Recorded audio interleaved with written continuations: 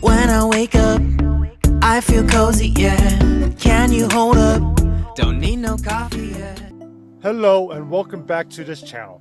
Today we're going to dive into an intriguing mix of topics. The overall topic will be about 3 ways for a successful life, where we'll also explore the importance of learning humility and giving the right responses to life's curveballs, all wrapped up with an end times analogy, while expressing these examples with unique personal stories. Trust me, you won't want to miss this. The first lesson to this discussion is obvious, but one that can easily be neglected in the rush to feel appreciated by others. The 3 ways for a successful life start out with: first, you have to learn how to follow before you know how to lead. It's like learning to tie your shoes. Someone shows you the loops and knots, and once you learn the ropes, you can teach somebody else. Second is understanding humility. I'm going to utilize step 1 with this humbling explanation, where I've already looked inward before asserting this second step. So I'm not going to talk about humility from stumbling on a rock then quickly looking around to see who saw before blushing with embarrassment.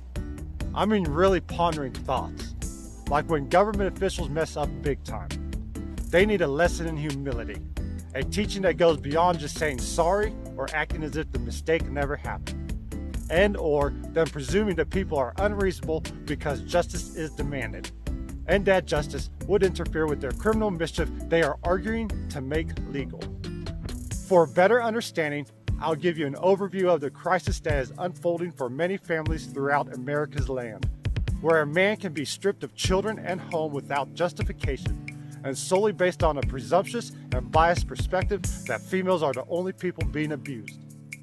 Hence, the whole state being labeled to what is known as a female state, where I heard just recently some tried arguing 2 legislators attempting to lessen the negative impact of what a female state is known for. Let me correct their ignorance for the terminology female state.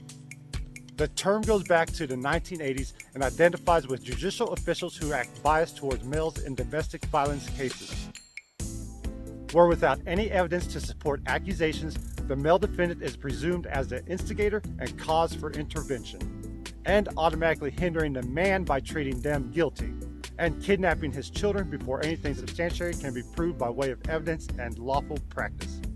This is about understanding the why behind the what, and implementing the proper action to be successful in life, so citizens will know with confidence that their tax dollars are being allocated properly, and not wasted on arguments placating a serious situation that involves millions of families. Finally, this third step, knowing how to respond, has 3 parts to run through. Let me share an experience from April 2012 about responding quickly. A friend of mine was targeted by a large group of kids who are known for causing trouble in the community. They planned an attack on him while he was on his way to my house. Observing their behavior, I knew immediate action was crucial. I rushed outside not to confront, but to attempt to de-escalate an already violent situation. Thankfully, a couple of others from the community joined my efforts, and with whatever medical attention was needed once the dust settled, our timely intervention prevented what could have been a much worse outcome. This incident taught me that quick thinking can literally be a lifesaver. This next part is important to not just your success, but another person's as well. Knowing when to ponder with others can have its advantages. Remembering that old saying of 2 heads are better than 1? Well, brainstorming can be applied to all aspects of life. With neighbors, a business, or even in your home deciding the best way to cook a steak. Now I'm going to touch on a gut-wrenching topic. One of the hardest decisions I've ever had to make. Walking away and showing honor. The story I'm going to share I hold dear. It has its negative reflection, but the purpose isn't to add vinegar to their prideful wounds, but instead to shed light on a topic from what I endured firsthand. My Christian house was attacked by trained criminals looking to murder me.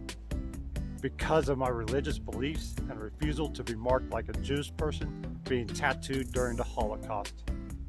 In the same sense of my refusal, they did murder me and my kids by severing our bond through endless court proceedings.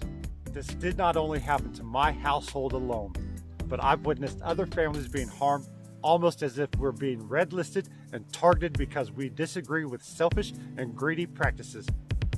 Practices that I now view in no other way except for what can only be considered as bribes to ensure their malicious process continues. I'll just say the choices I made then were not about walking away for my peace of mind. It was a matter of survival and maintaining the principle. However, Jordan, if you want me to go in more depth on this topic about my home invasion, share this video and help me get to 1,000 subscribers. Then I'll add the story in an updated video. Details that are already written, so I'm only waiting on your subscription. There you have it. 3 ways to live successfully with a brief history and a few answers to why I started this channel. Remember, it's not about the world ending as you may hear from their apocalyptic chatter. It's about ending the cycle of injustice and standing tall amidst the chaos. Finally, ask yourself this: is it the end times or just their time running out? Chew on that before dropping a comment, or you can like or dislike and go about your day. Now hold your chin up. Until next time, keep your shoes tied and be observant when walking. Just stay a minute.